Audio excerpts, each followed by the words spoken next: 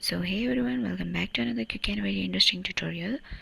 So in this quick tutorial I'm going to show you how to turn on show Brave rewards button on Brave. So for that we just need to open Brave. After that, here on the top right corner you can see three lines, click on there. And then here a second last option you can see here, settings, click on there. After that, here on the left you can see here many options, and here a second option you can see here appearance, click on there. And from here a second section you can see here toolbar. In that section, as the sixth option you can see here, show Brave rewards button.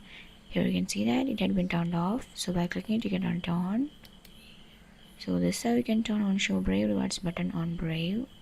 Alright, so that's for today's quick tutorial. I hope this video will be helpful for you.